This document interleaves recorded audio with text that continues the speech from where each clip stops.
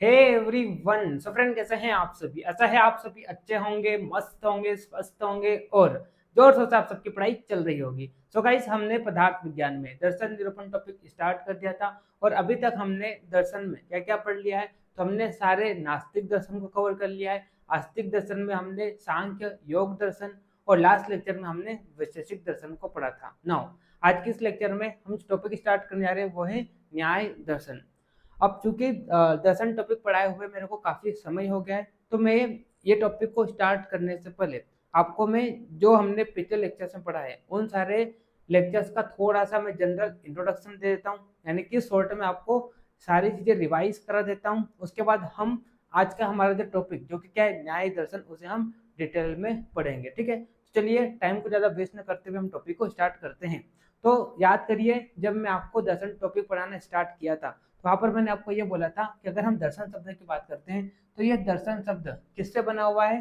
तो अगर आप क्या करते हैं, अगर आप दृश्य धातु में ल्युट प्रत्यय करते हैं तो इससे क्या बना है, इससे आपका दर्शन शब्द बना है, जिसका मतलब क्या होता है, जिसके द्वारा देखा जाए उसे हम क्या कहते हैं, दर्शन कहते हैं।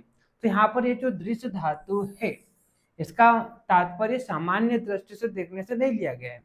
देखने का मतलब यहाँ पर यह बोला गया है कि आप जिस भी चीज को देख रहे हैं तो उसके किस गहराई में जाकर आप देख रहे हैं, यानी कि कितना आप उसको समझ पा रहे हैं, कितनी गहराई में आप उसको समझ पा रहे हैं।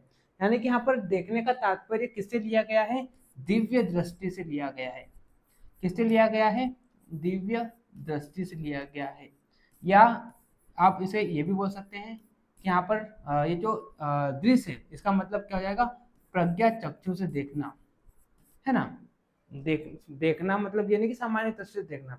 आप किस भी चीज को देख रहे हैं तो आप उसकी कितनी गहराई तक जा पा रहे हैं। ठीक है, तो इस प्रकार से अगर हम दर्शन की बात करते हैं तो ये दर्शन शब्द किससे बना हुआ है, दृश्य में अगर आप जुट प्रत्यय करेंगे तो आपका दर्शन शब्द बनेगा। अगर हम इसकी निरुक्ति की बात करते हैं तो दृश्यते ही अनन इति दर्शनम, यानी कि जिसके द्वारा देखा जाए उसे क्या कहते हैं, दर्शन कहते हैं। ठीक है, भारतीय दर्शन की बात करें तो टोटल भारतीय दर्शन कितने हैं, टोटल भारतीय दर्शन 9 दर्शन है ना। टोटल 9 भारतीय दर्शन है और इन 9 भारतीय दर्शन को 2 पार्ट में डिवाइड कर दिया गया है। एक तो हो जाएगा आपका आस्तिक दर्शन, ठीक है, और दूसरा आपका क्या हो जाता है, नास्तिक दर्शन।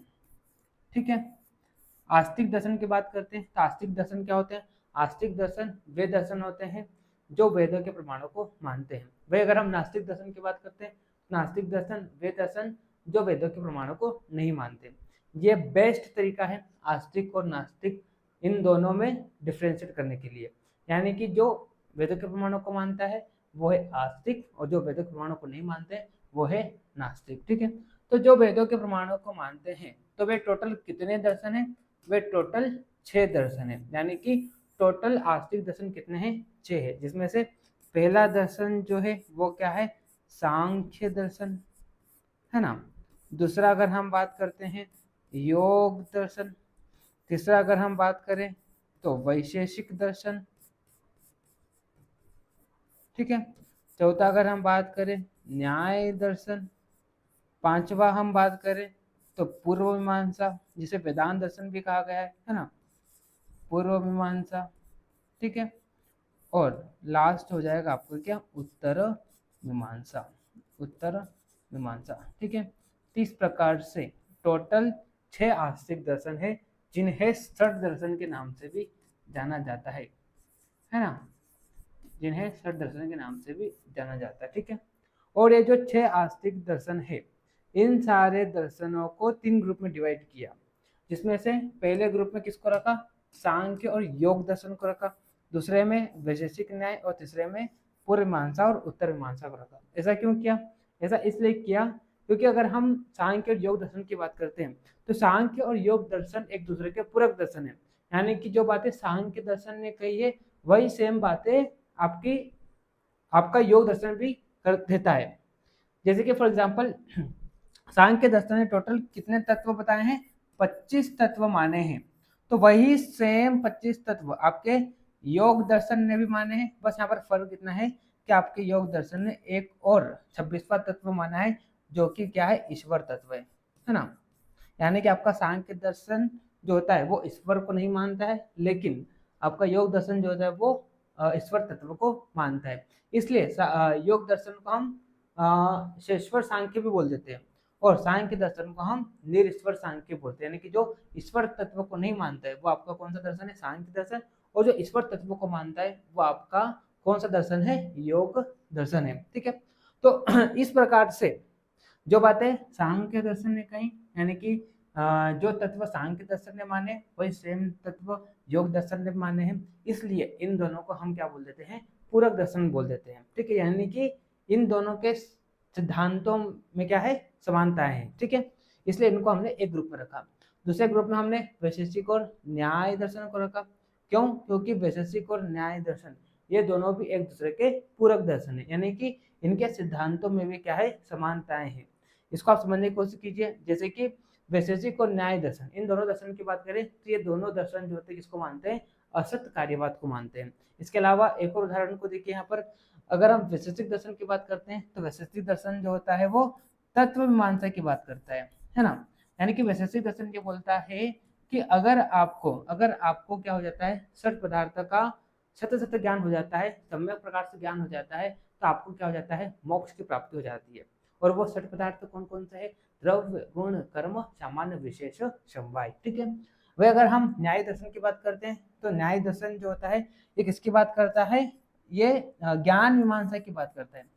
ज्ञान मीमांसा यानी कि जो वैशेषिक दर्शन ने सठ पदार्थ बताए हैं, है ना, जो वैशेषिक दर्शन ने सठ पदार्थ बताए हैं, तो इन सठ पदार्थों का ज्ञान किससे होगा, न्याय दर्शन में कहे गए प्रमाणों से होगा। यानी कि न्याय दर्शन का मुख्य विषय जो है वो क्या है, प्रमाण है, और इन प्रमाणों की सहायता से हम क्या करेंगे, वैशेषिक दर्शन के सठ पदार्थों को समझने की कोशिश करेंगे, और इससे हमको क्या होगा, फिर मोक्ष की प्राप्ति होगी। ठीक है, तो इस प्रकार से वैशेषिक और न्याय दर्शन ये भी लगभग सेम बातें कहते हैं, यानी कि इनके सिद्धांतों में भी क्या है, समानताएं हैं, इसीलिए इन दोनों दर्शन को भी हमने क्या किया, एक साथ रखा। ठीक है, उसके बाद पूर्व मीमांसा उत्तर मीमांसा, तो इनके सिद्धांतों में भी क्या समानताएं हैं, यानी कि ये दोनों भी एक दूसरे के पूरक दर्शन है, इसलिए इनको हमने क्या किया, एक ग्रुप में रखा। तो इस प्रकार से हमने जो आस्तिक दर्शन है इनके 3 ग्रुप बनाए। इसमें पहले ग्रुप में सांख्य योग दर्शन, दूसरा वैशेषिक न्याय, और तीसरा पूर्व मीमांसा और उत्तर मीमांसा। ठीक है, नास्तिक दर्शन की बात करते हैं तो टोटल नास्तिक दर्शन कितने हैं, टोटल 3 नास्तिक दर्शन है। ठीक है, टोटल 3 नास्तिक दर्शन है, जिसमें से पहला चारवाक, दूसरा बौद्ध दर्शन और तीसरा क्या हो जाएगा, जैन दर्शन। ठीक है, तो इस प्रकार से टोटल 9 भारतीय दर्शन है, और इन 9 भारतीय दर्शन को हमने 2 ग्रुप में डिवाइड किया, आस्तिक और नास्तिक दर्शन। आस्तिक दर्शन में 6 दर्शन और नास्तिक दर्शन में 3 दर्शन। ठीक है, जिसमें से हमने आस्तिक दर्शन में सांख्य दर्शन, योग दर्शन, वैशेषिक दर्शन को पढ़ लिया है। नाउ आज के इस लेक्चर में हम जो टॉपिक स्टार्ट करने जा रहे हैं वो है न्याय दर्शन। ठीक है, डिटेल में हम न्याय दर्शन को पढ़ेंगे, है ना। जिस प्रकार से हमने सांख्य और योग दर्शन को पढ़ा है, ठीक उसी प्रकार से हम न्याय दर्शन को भी कवर करेंगे। यानी कि ऐसा नहीं कि मैं आपको दर्शन रटवाऊंगा, आपको मैं दर्शन समझाऊंगा, है ना। आपने कई सारे लेक्चर्स यूट्यूब पर देखे होंगे, है ना। इसके अलावा आपने आपके कॉलेजों में भी अभी तक दर्शन पढ़ लिया होगा, है ना, आपके कॉलेज में। तो वहाँ पर आपके टीचर्स ने क्या किया होगा, दर्शन को रटवाया होगा। लेकिन अगर आप आयुर्वेदा विंग्स के स्टूडेंट है तो आप दर्शन को रटोगे नहीं, आप दर्शन को क्या करोगे, समझोगे। ठीक है, तो जिस किसी को भी अगर रेगुलर ऑनलाइन क्लासेस चाहिए, ठीक है, लेक्चर के नोट्स चाहिए, ठीक है, और यूट्यूब पर तो क्या होता है, मैं बहुत कम लेक्चर अपलोड करता हूँ, है ना। यानी कि एक चैप्टर जो है वो पूरा अपलोड नहीं करता हूँ, करीबन 1-2 video for the demo purpose में अपलोड कर देता हूँ। लेकिन आपको सारे लेक्चर्स कहाँ पर मिलेंगे, आयुर्वेदा विंग्स एप्लीकेशन, जिसका लिंक इस वीडियो के डिस्क्रिप्शन में है। ठीक है, तो लिंक पर क्लिक कीजिए, एप्लीकेशन को डाउनलोड कीजिए, वहाँ पर आपको कई सारे कोर्सेज मिलेंगे। कोर्सेज में आपको डेमो लेक्चर्स मिल जाएंगे, है ना, और वहाँ पर डेमो नोट्स भी अवेलेबल है, तो आप उनको चेक कीजिए। अगर आपको पसंद आता है, ठीक है, तो आप जिस भी कोर्स में इंटरेस्टेड है उस कोर्स में इनरोल कर सकते हैं और आयुर्वेदा विंग्स के प्रीमियम स्टूडेंट बन सकते हैं। ठीक, चलिए तो स्टार्ट करते हैं आज का हमारा टॉपिक, जो क्या है, न्याय दर्शन। ठीक है, तो यहाँ पर ये जो न्याय दर्शन में आपको ये जो न्याय शब्द दिखाई दे रहा है ना, न्याय दर्शन में आपको ये जो न्याय शब्द दिखाई दे रहा है, तो अगर हम इसकी बात करें तो ये शब्द किससे बना हुआ है, तो अगर अगर आप क्या करते हैं, नी प्रापणे, है ना, नी प्रापणे धातु में अगर आप क्या करते हैं, घिह प्रत्यय करते हैं, तो इससे क्या बना हुआ है, इससे न्याय शब्द बना है। इससे क्या बना हुआ है, न्याय शब्द बना हुआ है। जहां पर आपको ये जो नी धातु दिखाई दे रही है, इसका मतलब क्या होता है, इसका मतलब होता है ले जाना या प्राप्त करना। ये जो नी धातु है, इसका मतलब क्या होता है, इसका मतलब होता है ले जाना या प्राप्त करना, प्राप्त करना, है ना। तो वह शास्त्र या वह दर्शन जो हमको कहाँ ले जाता है, जो हमको सत्य के ज्ञान के प्रति ले जाता है, या वह शास्त्र जो हमको सत्य के ज्ञान की प्राप्ति कराता है, उस शास्त्र को हम क्या कहते हैं, न्याय दर्शन कहते हैं।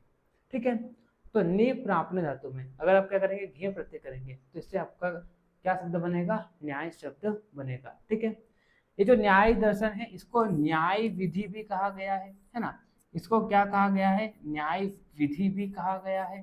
ठीक है, और न्याय दर्शन को आनवीक्षिकी विद्या भी कहा गया है। क्या बोला गया है इसको, आनवीक्षिकी, आनवीक्षिकी विद्या भी कहा गया है। ऐसा क्यों कहा, ऐसा इसलिए बोला, आनवीक्षिकी, आनवीक्षिकी का मतलब क्या होता है, आनवीक्षिकी का मतलब होता है आपके आसपास जितनी भी चीजें हैं उन सारी चीजों को प्रमाणों के द्वारा जानना, इसे ही क्या कहते हैं, आनवीक्षिकी। यानी कि विद प्रूफ, विद प्रमाण आपके आसपास जितनी भी चीजें हैं उन सारी चीजों को जानना, इसे हम क्या कहते हैं, आनवीक्षिकी कहते हैं। क्योंकि न्याय दर्शन का मुख्य विषय जो है वो क्या है, प्रमाण है। यानी कि न्याय दर्शन में आपको प्रमाणों का वर्णन देखने को मिलेगा। और आनवीक्षिकी का मतलब ये होता है कि आपके आसपास जितनी भी चीजें उन सारी चीजों को विद प्रमाण जानना, प्रमाणों के द्वारा जानना, इसे क्या कहते हैं, आनवीक्षिकी कहते हैं। और न्याय दर्शन का मुख्य विषय क्या है, प्रमाण है, इसीलिए न्याय दर्शन को आनवीक्षिकी भी कहा गया है। ठीक है, अगर हम न्याय दर्शन के प्रणेता की बात करें, है ना, न्याय दर्शन के प्रणेता की बात करें, तो न्याय दर्शन के जो प्रवर्तक या प्रणेता है वो कौन है, अक्षपाद गौतम। कौन है, अक्षपाद गौतम। ठीक है, अक्षपाद गौतम। इसमें आपको ये जो अक्षपाद दिखाई दे रहा है, अगर मैं इसका मीनिंग आपको बताऊं, तो अक्ष, अक्ष का मतलब क्या होता है, अक्ष का मतलब होता है आंख, है ना, और पाद, पाद का मतलब होता है क्या, पैर। यानी कि जिसके पैर में है आंख उसे क्या कहा गया है, अक्षपाद कहा गया है। जिसका मतलब ये नहीं कि महर्षि गौतम जो थे इनके पैर में आंख थी, ऐसा नहीं। इसका तात्पर्य ये है कि महर्षि गौतम जिस भी कार्य को करते थे तो उस कार्य को सोच समझ कर करते थे, यानी कि ये फूक फूक कर कदम रखते थे। ठीक है, इसीलिए महर्षि गौतम के नाम में विशेषता बताते हुए ये बोला कि जिसके पैर में है आंख, यानी कि उनकी विशेषता बताते हुए ये बोला कि महर्षि गौतम के नाम के आगे क्या रख दिया, अक्षपाद रख दिया, है ना। क्यों, क्योंकि ये जो भी कार्य को करते थे तो उस कार्य को सोच समझ कर करते थे, फूक फूक कर कदम रखते थे, है ना। वही अगर हम गौतम शब्द को देखें तो यहाँ पर तम, तम का मतलब होता है क्या, श्रेष्ठ, है ना, श्रेष्ठ। और गौ, गौ का मतलब होता है क्या, इंद्रियां, है ना। गौ का मतलब क्या होता है, गौ का मतलब होता है इंद्रियां। ठीक है, इंद्रियां, ठीक। तो जिसकी है श्रेष्ठ इंद्रियां उसे क्या कहा गया है, गौतम कहा गया है। ठीक है, तो अक्षपाद गौतम ने न्याय दर्शन के ऊपर एक शास्त्र लिखा जिसका नाम क्या था, न्याय सूत्र, जिसका नाम क्या था, न्याय सूत्र। ठीक है, इस न्याय सूत्र में टोटल कितने अध्याय है, 5 अध्याय है। कितने अध्याय है, 5 अध्याय है। और हर एक अध्याय को, है ना, और हर एक अध्याय को 2 भाग में डिवाइड किया, 2 भाग में डिवाइड किया, जिसमें एक भाग को एक अनहिक कहा गया, दूसरे भाग को दूसरा अनहिक, है ना। इस प्रकार से न्याय सूत्र में टोटल 5 अध्याय है और हर एक अध्याय को 2 अनहिक में डिवाइड किया। अनहिक, अनहिक का मतलब क्या होता है, ये जो अनहिक है ना, इस अनहिक का मतलब क्या होता है, अनहिक का मतलब होता है दिन। यानी कि ये जो न्याय सूत्र ग्रंथ है, इस ग्रंथ को लिखने में टोटल कितने दिन लगे, 10 दिन लगे। कैसे कैसे, जैसे कि अगर हम न्याय सूत्र की बात करते हैं तो इसमें टोटल कितने अध्याय हैं, 5 अध्याय है, ठीक है। और हर एक अध्याय को 2-2 आह्निक में डिवाइड किया, यानी कि एक अध्याय को लिखने में टोटल 2 दिन लगे, ठीक है। तो इस प्रकार से 5 अध्याय को लिखने में टोटल 10 आह्निक लगे, है ना, यानी कि टोटल 10 दिन लगे, यानी कि पूरा न्याय सूत्र को लिखने में 10 आह्निक यानी कि 10 दिन लगे, जिसमें टोटल 528 सूत्र है। कितने सूत्र है, 528 सूत्र है, ठीक है। अब चूंकि न्याय सूत्र जो है इसकी भाषा थोड़ी कठिन थी, ठीक है, तो इसको आसान भाषा में बनाने के लिए, है ना, यानी कि इसको और आसान करने के लिए कौन आए, वात्स्यायन आए। कौन आए, वात्स्यायन आए, ठीक है। कौन आए, वात्स्यायन आए, है ना, वात्स्यायन ऋषि आए, है ना। कौन आए, वात्स्यायन आए, ठीक है। और इन्होंने क्या लिखा, न्याय सूत्र के ऊपर टीका लिखा, यानी कि भाष्य लिखा, है ना। इन्होंने क्या लिखा, भाष्य लिखा, यानी कि ये क्या थे, न्याय सूत्र के भाष्यकार थे, कौन, वात्स्यायन, ठीक है। इसके अलावा कुछ और ऋषि मुनि आए जिन्होंने न्याय सूत्र जो ग्रंथ है इसको और आसान किया, जिनकी लिस्ट हम आगे देखेंगे, ठीक है। चलिए, तो अब हम नोट्स पर आते हैं, है ना। अब हम नोट्स पर आते हैं, ठीक है, नोट्स पर आते हैं। तो नोट्स को आप समझिए, है ना। देखिए, तो जो मैंने आपको ऊपर बताया वही सेम बातें आपको यहाँ पर नोट्स में भी देखने को मिलेगी। जैसे कि आप देखिए यहाँ पर, अगर हम इसके पर्याय की बात करें तो न्याय दर्शन के सारे पर्याय आपको पता होना चाहिए। हम न्याय दर्शन को आन्वीक्षिकी भी बोलते हैं। क्यों बोलते हैं, तो यह मैंने आपको बता दिया है, ठीक है। इसे तर्क शास्त्र भी कहा गया है ना। तर्क का मतलब क्या होता है, रीजनिंग, साइंस ऑफ रीजनिंग, ठीक है। इसे तर्क विद्या भी कहा गया है, इसे वाद विद्या भी कहा गया है। वाद का मतलब क्या होता है, डिबेट, यानी कि यहाँ पर क्या होगा, यहाँ पर हम आगे देखेंगे। इन्होंने एक पदार्थ दिया जो कि क्या है, वाद में क्या होता है, वाद में ये होता है कि दो ग्रुप एक साथ बैठते हैं और ये अपना पक्ष रखते हैं या अपना पक्ष रखते हैं। इस प्रकार से किसी एक पर्टिकुलर टॉपिक पर क्या करते हैं, विवाद करते हैं और विवाद करते हुए एक फाइनल निष्कर्ष पर पहुंचते हैं, ठीक है, और कंक्लूजन देते हैं। तो इस प्रकार से चूंकि न्याय दर्शन प्रमाणों का विषय है, तो यहाँ पर हर एक टॉपिक का क्या होगा, प्रमाण होगा। तो इसीलिए यहाँ पर सबसे पहले क्या होता है, वाद विवाद होता है ना, तर्क वितर्क होता है, तब जाके फाइनल निष्कर्ष पर पहुंचते हैं, ठीक है। इसीलिए चूंकि यहाँ पर प्रमाणों का वर्णन किया गया, इसीलिए इसे प्रमाण शास्त्र भी कहा गया है ना, हेतु शास्त्र भी कहा गया और हेतु विद्या भी कहा गया है। तो ये कुछ पर्याय है न्याय दर्शन के, तो ये आपको पता होना चाहिए। 1 नंबर का क्वेश्चन आ सकता है किसमें, एमसीक्यू में, ठीक। चलिए, फिर आगे हम बढ़ते हैं, ठीक है। इसके प्रणेता, जैसे कि मैंने आपको बता दिया, प्रणेता कौन है, अक्षयपाद गौतम है ना। वही यहाँ पर एक सामान्य परिचय दिया। मैंने आपको पहले बोला था कि न्याय और वैशेषिक दर्शन ये एक दूसरे के क्या है, पूरक दर्शन है। क्यों, क्योंकि इन दोनों के जो सिद्धांत है इनमें क्या है, समानता है, इसलिए ये एक दूसरे क्या है, पूरक दर्शन है, ठीक है। यानी कि इसीलिए इनको एक ग्रुप में रखा गया है एक साथ, ठीक। चलिए, न्याय शब्द की बात करते हैं। मैंने आपको पहले बता दिया, नी प्रापणे धातु में अगर आप क्या करेंगे, गे प्रत्यय करेंगे तो न्याय शब्द बनेगा। इसको यहाँ पर श्लोक के माध्यम से बताया गया। यहाँ पर ये बोला कि नियते विविक्षितार्थ अनेन इति न्याय, यानी कि नी का मतलब क्या होता है, मैंने आपको पहले बताया, प्राप्त करना या ले जाना, यानी कि जिस शास्त्र के द्वारा हमें क्या होता है, विविक्षित अर्थ की प्राप्ति होती है, उस शास्त्र को हम क्या कहते हैं, न्याय कहते हैं। यहाँ पर जो विविक्षित है इसका मतलब क्या होता है, ज्ञेय तत्व, ज्ञेय यानी कि जानने योग्य विषय। तो जिस शास्त्र के द्वारा हमें क्या होता है, जानने योग्य विषय की प्राप्ति होती है, उस शास्त्र को हम क्या कहते हैं, न्याय कहते हैं, ठीक है। या आप इसको इस प्रकार भी बोल सकते हैं कि जिस शास्त्र के द्वारा हमें क्या होता है, विवेचित अर्थ की प्राप्ति होती है, उसे हम क्या कहते हैं, न्याय कहते हैं, ठीक है। चलिए, वात्स्यायन के अनुसार न्याय शब्द का अर्थ क्या होता है, वात्स्यायन के अनुसार देखिए तो, जो कि क्या कौन है, टीकाकार है किसके, न्याय सूत्र के। तो वात्स्यायन ये बोलते हैं कि प्रमाणेर अर्थ परीक्षणम न्याय, यानी कि प्रमाणों से अर्थ की परीक्षा करना, है ना, प्रमाणों से क्या करना, अर्थ की परीक्षा करना, इसे ही क्या बोला गया है, न्याय बोला गया है। और यहाँ पर अर्थ का मतलब किसे लिया गया है, तो सुख दुख, और सुख का कारण क्या है और दुख का कारण क्या है ना। तो इस प्रकार से अर्थ का मतलब क्या होता है, सुख दुख, सुख का कारण और दुख का कारण। तो सुख क्या है, दुख क्या है, सुख का कारण क्या है, दुख का कारण क्या है, तो इनको प्रमाणों के द्वारा जानना, इसे ही क्या बोला गया है, न्याय बोला गया है। ठीक है, तो देखिए यहाँ पर प्रमाणेर अर्थ परीक्षणम न्याय, यानी कि प्रमाणों के द्वारा अर्थ की अवधारणा करना, इसे क्या कहा गया है, परीक्षा, सॉरी न्याय कहा गया है। ठीक है, चलिए अब हम बात करते हैं आगे, न्याय सूत्र का लक्ष्य क्या है ना।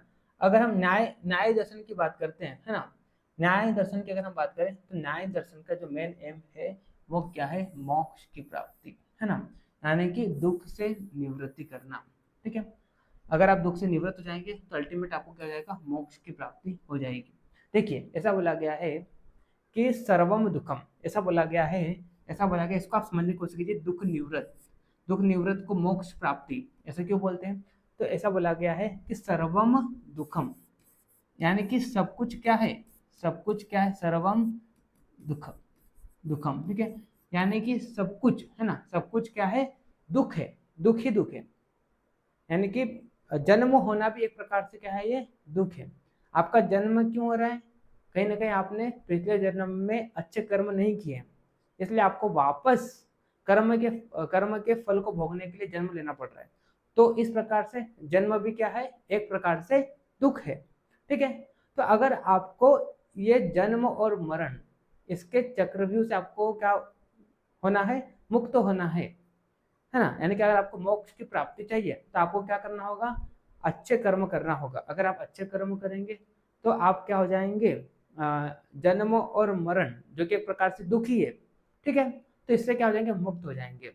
इसलिए यहाँ पर ऐसा बोला गया है दुख निवृत्ति, यानी कि अगर आप दुख से निवृत्त हो जाते हैं, यानी कि ये जो जन्म और मरण, ये जो चक्रव्यूह है, इससे अगर आप क्या हो जाते हैं, मुक्त हो जाते हैं, यानी कि कर्म के बंधनों से मुक्त हो जाते हैं, तो आपको क्या हो जाएगा, अल्टीमेटली मोक्ष की प्राप्ति हो जाएगी।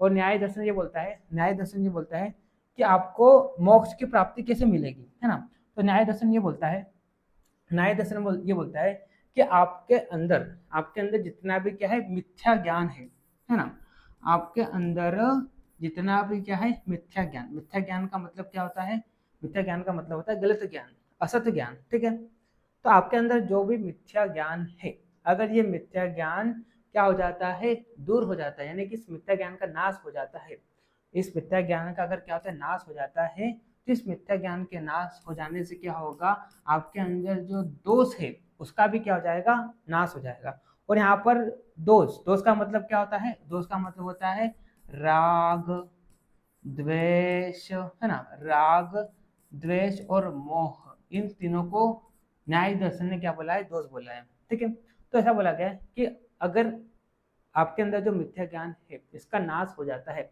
मिथ्या ज्ञान का मतलब गलत ज्ञान, ठीक है, असत्य ज्ञान, ठीक है, अगर इसका नाश हो जाता है तो आपके अंदर जो दोष है, यानी कि राग द्वेष और मोह, राग का मतलब क्या होता है, किसी के प्रति मोह होना, है ना, किसी के प्रति क्या होना, प्रेम होना, वो वस्तु भी हो सकती है, कोई व्यक्ति भी हो सकता है। ठीक है, द्वेष का मतलब ईर्ष्या और मोह का मतलब क्या होना, भ्रम। ठीक है, तो अगर आपके अंदर जो मिथ्या ज्ञान है उसका नाश होता है तो आपके अंदर जो दोष यानी कि राग द्वेष मोह है, इसका भी क्या हो जाएगा, नाश हो जाएगा। जब इन तीन चीजों का नाश हो जाएगा तो आपकी जो प्रवृत्ति है इसका भी नाश हो जाएगा। प्रवृत्ति का मतलब क्या होता है, कर्म, यानी कि आप कर्म के बंधनों से भी क्या हो जाएंगे, मुक्त हो जाएंगे। और अभी मैंने आपको बोला कि अगर आप कर्म के बंधनों से क्या हो जाते हैं, मुक्त हो जाते हैं, तो आपको क्या हो जाता है, फिर अल्टीमेटली मोक्ष की प्राप्ति हो जाती है।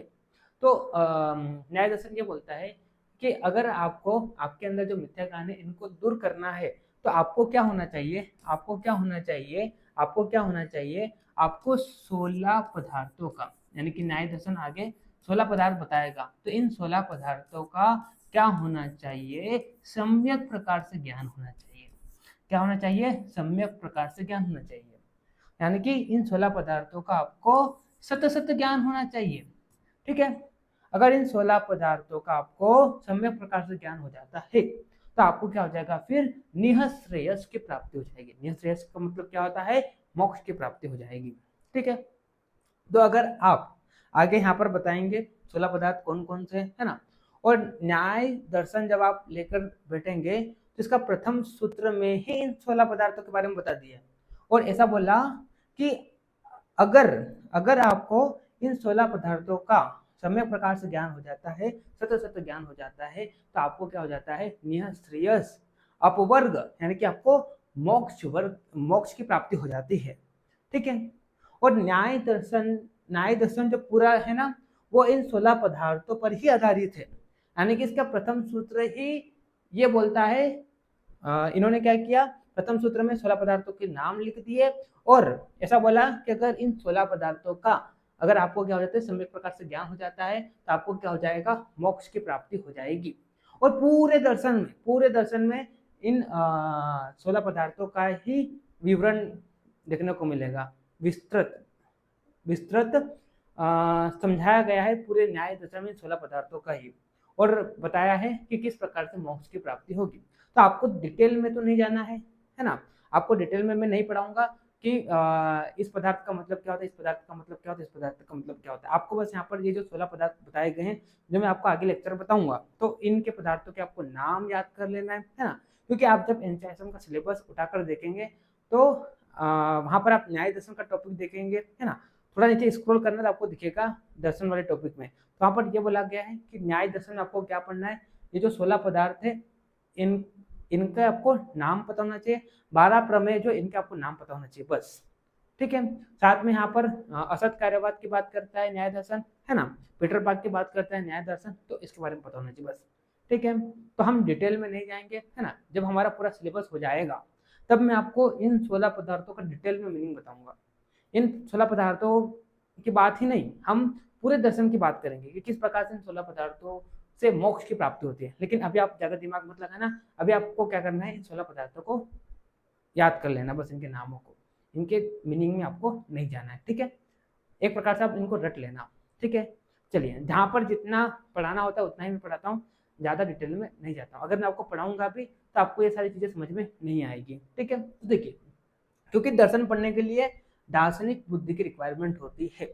मैं भी जब पढ़ रहा था ना, तो मेरे को भी 16 पदार्थों में से कुछ कुछ पदार्थ समझ में ही नहीं आए, है ना, तो इसलिए, और जो हमारे लिए जरूरी भी नहीं है फिलहाल, है ना, हमको जितना जरूरी है उतना मैं नोट्स में लेकर आया हूँ, उतना मैं लेक्चर में आपको पढ़ा रहा हूँ। तो जो मैं आपको लेक्चर में पढ़ा रहा हूँ, जितना मैं नोट्स में बता रहा हूँ, उतना ही आपको पढ़ना है, ज़्यादा डिटेल में नहीं जाना है। जितना मैंने आपको पढ़ाया है वो मोर देन सफिशिएंट है। ठीक है, तो हमने क्या बोला, हमने ये बोला कि न्याय दर्शन जो है इसका भी बाकी दर्शनों की तरह मेन एम जो है ना, इसका भी बाकी दर्शनों की तरह मेन एम जो है वो क्या है, मोक्ष की प्राप्ति। और न्याय दर्शन ये बोलता है कि मोक्ष की प्राप्ति आपको कैसे मिलेगा, तो कैसे मिलेगा, अगर आपके अंदर जितने मिथ्या ज्ञान है उनका नाश हो जाता है, तो दोष यानी कि राग, द्वेष और मोह, इनका नाश हो जाएगा, तो क्या हो जाएगा, प्रवृत्ति का नाश हो जाएगा। प्रवृत्ति का मतलब क्या होता है, कर्म, यानी कि आप कर्म के बंधनों से मुक्त हो जाओगे, है ना, यानी कि आपको मुक्ति मिल जाएगी और अल्टीमेटली आपको क्या हो जाएगा,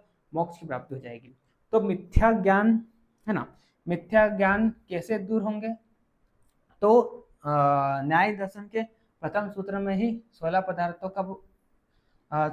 का वर्णन किया गया है। तो अगर आपको इन 16 पदार्थों का सम्यक प्रकार से ज्ञान हो जाता है, तो आपके अंदर जो मिथ्या ज्ञान है उनका क्या हो जाएगा, नाश हो जाएगा। ठीक है, तो हम आगे डिटेल में इन 16 पदार्थों के नामों को देखेंगे। ठीक है, चलिए, तो आई होप आपको समझ में आ गया होगा जितना मैंने आपको पढ़ाया है अभी तक। ठीक, चलिए, अब देखिए यहाँ पर, है ना, अब देखिए यहाँ पर न्याय दर्शन के प्रसिद्ध आचार्य, तो जैसे मैं आपको बताता आचार्य गौतम की बात करते हैं, तो इन्होंने शास्त्र लिखा न्याय दर्शन पर, जिसे हम क्या कहते हैं, न्याय सूत्र कहते हैं।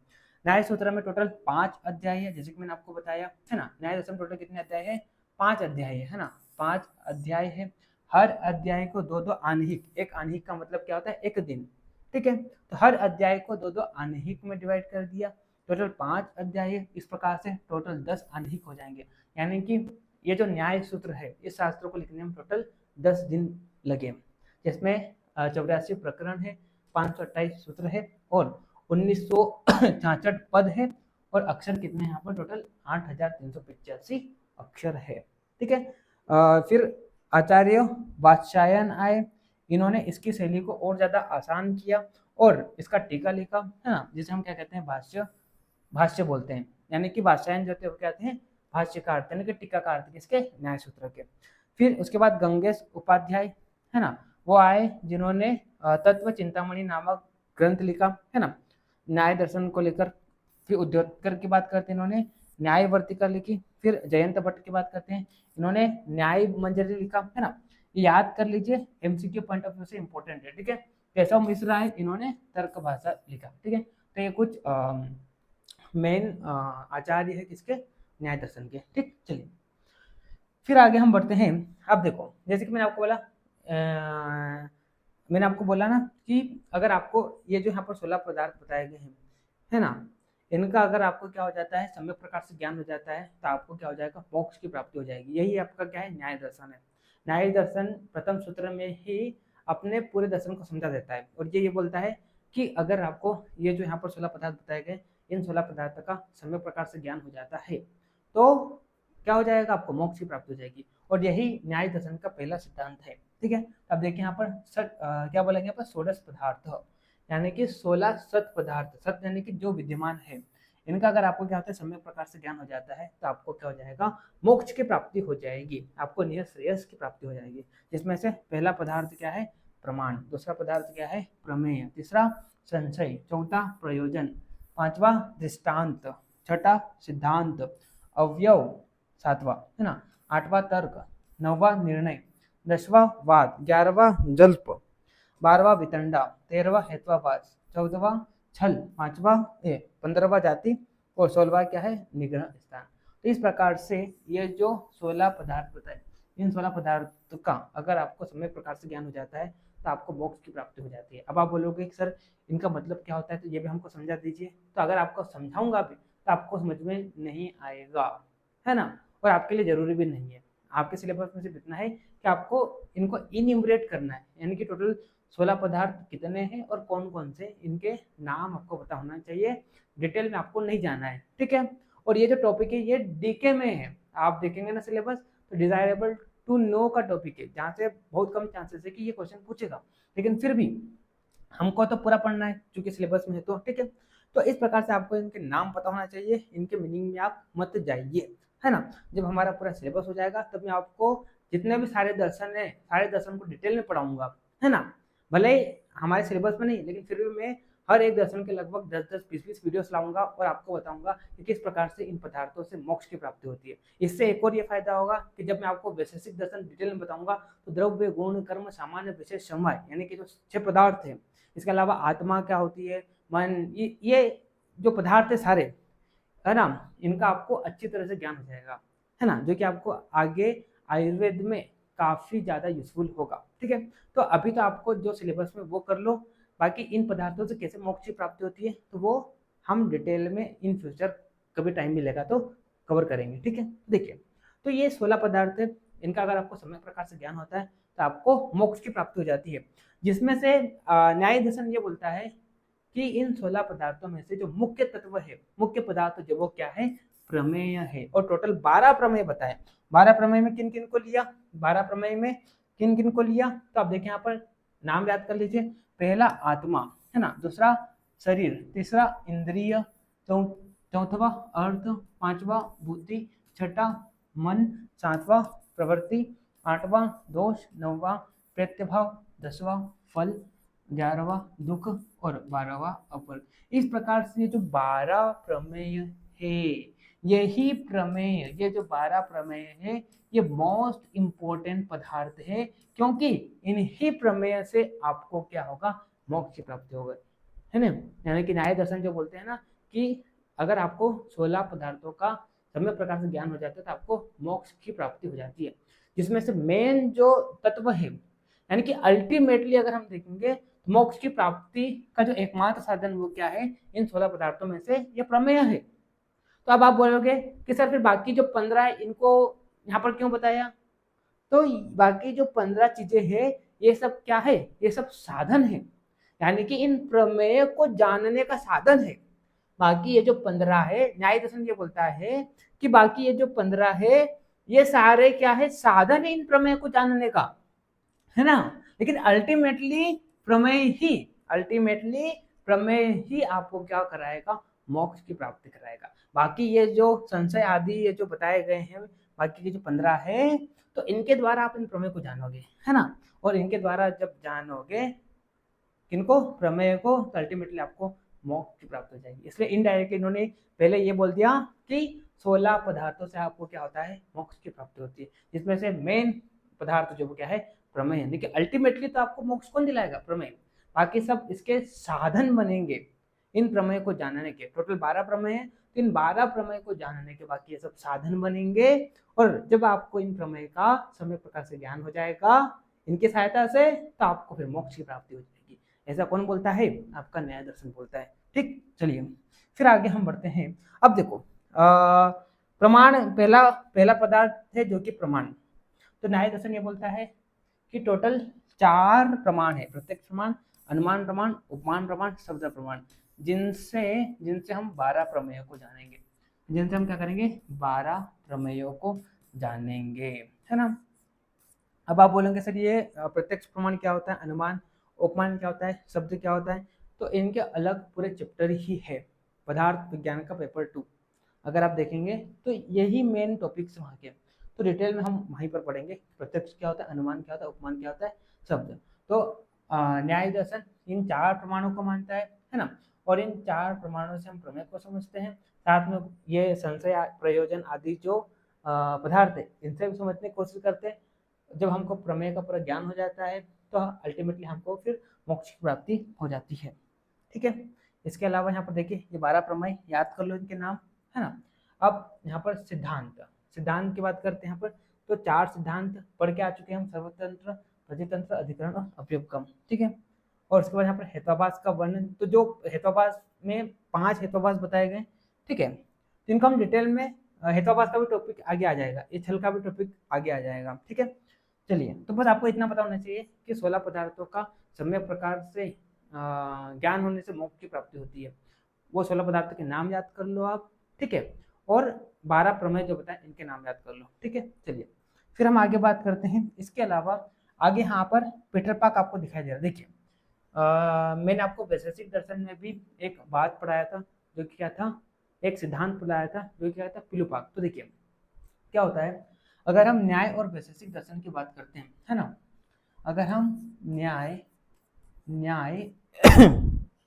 चल रहा है ना, हम न्याय और वैशेषिक दर्शन की अगर हम बात करें, है ना, न्याय और वैशेषिक दर्शन की अगर हम बात करते हैं, तो न्याय और वैशेषिक दर्शन ये दोनों दर्शन ने क्या किया, परमाणु, है ना, परमाणुवाद की अवधारणा, है ना, और परमाणुवाद की अवधारणा से संबंधित, है ना, से संबंधित एक महत्वपूर्ण सिद्धांत दिया।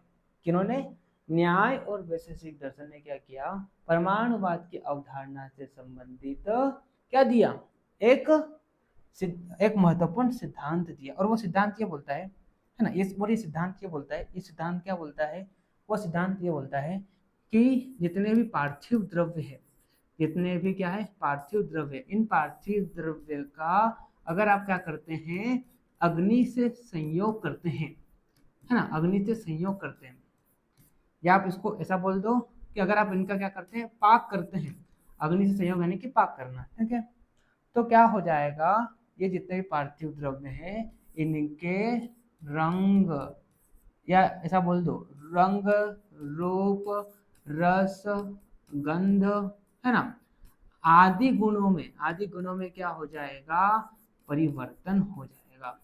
क्या बोला, न्याय और वैशेषिक दर्शन ने परमाणुवाद जो है ना, उसकी अवधारणा से संबंधित एक महत्वपूर्ण सिद्धांत दिया। वो सिद्धांत क्या है, वो सिद्धांत ये है कि जितने भी पार्थिव द्रव्य, सिर्फ यहाँ पर पार्थिव द्रव्य की बात हो रही है, ठीक है, बाकी सभी द्रव्यों में पाक क्रिया नहीं होती है। पाक क्रिया किसमें होती है, सिर्फ और सिर्फ पार्थिव द्रव्य में होती है ना।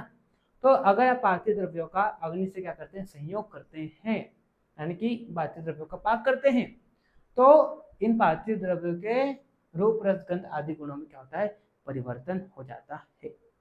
तो यहाँ पर न्याय दर्शन ये बोलता है, कि ये जो परिवर्तन होता है ये किसमें होता है, पूरे पिंड में होता है। पिंड का मतलब पूरे समूह में होता है, ना कि परमाणु में होता है। और वैशेषिक ये बोलता है कि ये जो वैशेषिक दर्शन क्या बोलता है, वैशेषिक ये बोलता है कि ये जो परिवर्तन हो रहा है ये परमाणु के लेवल पर हो रहा है। किस लेवल पर हो रहा है, परमाणु के लेवल पर हो रहा है ना। परमाणु को हम क्या बोल देते हैं, पिलु भी बोल देते हैं। यानी कि वैशेषिक दर्शन जो होता है वो पिलुपाकवाद को देता है, यानी कि पिलुपाक सिद्धांत को मानता है। और न्याय दर्शन क्या बोलता है, ये जो परिवर्तन हो रहा है ये पिंड के लेवल पर हो रहा है, यानी कि पूरे समूह पर हो रहा है, ना कि एक परमाणु के लेवल पर हो रहा है ना। या आप इसको दूसरी भाषा में बोल दो, वैशेषिक दर्शन ये बोलता है कि ये जो परिवर्तन होता है, यानी कि जो पाक होता है अग्नि, पार्थिव द्रव्य पर अग्नि का जो पाक होता है वो वैशेषिक दर्शन के अनुसार किस पर होता है, अवयवी पर होता है, अवयवी पर होता है। लेकिन न्याय दर्शन ये बोलता है कि पूरे समूह पर होता है, यानी कि अवयवी पर न होकर अवयव पर होता है। ये पिंड का मतलब क्या होता है, समूह पर, है ना, पूरे समूह पर। और पिंड को हम क्या बोलते हैं, पीटर, यानी कि आपका जो न्याय दर्शन होता है वो पीटरपाक सिद्धांत को मानता है।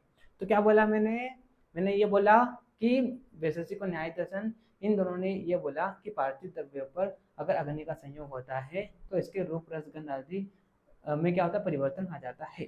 तो वैशेषिक दर्शन ये बोलता है कि परिवर्तन जो परमाणु के लेवल पर हो रहा है ना।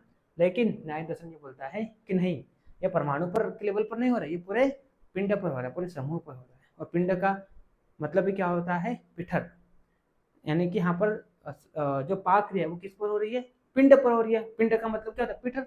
तो पिठरपाकवाद को मानता है कौन, आपका न्याय दर्शन। और वैशेषिक दर्शन जो बोलता है परमाणु के लेवल पर हो रहा है। परमाणु का मतलब क्या होता है, पिलु, यानी कि ये जो पाक जो है अग्नि का संयोग जो है वो किस लेवल पर हो रहा है, परमाणु पर हो रहा है, ना कि पूरे समूह पर हो रहा है। तो इस प्रकार से पिलुपाक को मानता है वैशेषिक पर, इतना फर्क है। लेकिन दोनों का सिद्धांत सेम है कि पार्थिव द्रव्य पर क्या होता है, अग्नि का संयोग होता है, तो रंग रूप रस आदि गुणों में क्या होता है, परिवर्तन आ जाता है। बस फर्क इतना है कि वैशेषिक दर्शन बोलता है कि परमाणु के लेवल पर हो रहा है, न्याय दर्शन ये बोलता है कि ये पूरा पिंड यानी कि पूरे समूह पर हो रहा है, ना कि एक परमाणु पर हो रहा है। ठीक है, इसीलिए न्याय दर्शन पीटरपाक को मानता है, वैशेषिक पिलुपाक को मानता है। ठीक, चलिए, तो इस प्रकार से आज हमने क्या देख लिया, देखिए वही चीज यहाँ पर लिखी हुई है। पीटरपाक में पीटर का अर्थ क्या होता है, पिंड का मतलब समूह। न्याय दर्शन पिलुपाक सिद्धांत के परमाणु परिवर्तन का विरोध करता है ना। यानी कि पिलु का मतलब है परमाणु, यानी कि वैशेषिक दर्शन ने क्या बोला कि ये जो पाक है वो किस पर हो रहा है, परमाणु पर हो रहा है, यानी कि परिवर्तन कहाँ पर हो रहा है, परमाणु के लेवल पर हो रहा है। तो न्याय दर्शन इसका क्या करता है, विरोध करता है और ये बोलता है कि ये जो परिवर्तन है वो अवयवी पर न होकर पूरे अवयव पर होता है। ठीक है, यानी कि एक परमाणु पर न होकर ये परिवर्तन पूरे समूह यानी कि पूरे पिंड पर होता है, यानी किस प्रकार से ये पीटरपाक सिद्धांत को मानता है। ठीक है, तो इस प्रकार से हमने क्या देख लिया, आज न्याय दर्शन देख लिया। इसके अलावा आगे आप देखेंगे तो न्याय और आयुर्वेद जो है इन दोनों में कुछ समानताएं बताई गई है। तो न्याय दर्शन और आयुर्वेद में जो सिद्धांत है वो सेम है लगभग। ठीक है, यानी कि जो न्याय दर्शन सिद्धांत बताएं वही सेम सिद्धांत आपको आयुर्वेद में भी देखने को मिल जाएंगे। साथ में न्याय दर्शन ने जो 4 प्रमाण बताए तो वही चतुर्विध परीक्षा जो है आयुर्वेद में भी आपको देखने को मिलेगी। आयुर्वेद ये बोलता है कि रोग एवं रोगी की परीक्षा के लिए 4 परीक्षाएं हैं। कौन सी, प्रत्यक्ष प्रमाण, अनुमान प्रमाण, उपमान प्रमाण और शब्द प्रमाण। इस प्रकार से आपका न्याय दर्शन भी ये बोलता है कि 4 प्रमाण होते हैं। ठीक है, यानी कि जो प्रमाण न्याय दर्शन ने बताए वही सेम प्रमाण आपको आयुर्वेद में भी देखने को मिलेंगे। न्याय दर्शन ने 3 छल बताए लेकिन आयुर्वेद ने 2 भेद बताए छल के। ठीक है, इस प्रकार से कुछ समानताएं आपको यहाँ पर देखने को मिलेगी न्याय दर्शन और आयुर्वेद में। ठीक है, इस प्रकार से हमारा न्याय दर्शन पूरा कंप्लीट हो जाता है। नेक्स्ट लेक्चर में हम किसको कवर करेंगे, वेदांत दर्शन को कवर करेंगे और उसके बाद हम उत्तर मीमांसा, और इस तरह से हमारा पूरा दर्शन का टॉपिक कवर हो जाएगा। आई होप आपको लेक्चर समझ में आया होगा। अगर आपको कोई डाउट हो तो मेरे नंबर दिए गए नीचे, उस पर आप कांटेक्ट कर लीजिए या व्हाट्सअप कर दीजिए, आपके डाउट को मैं सॉल्व कर दूंगा। मिलते हैं नेक्स्ट लेक्चर में, तब तक के लिए okay bye, see you again.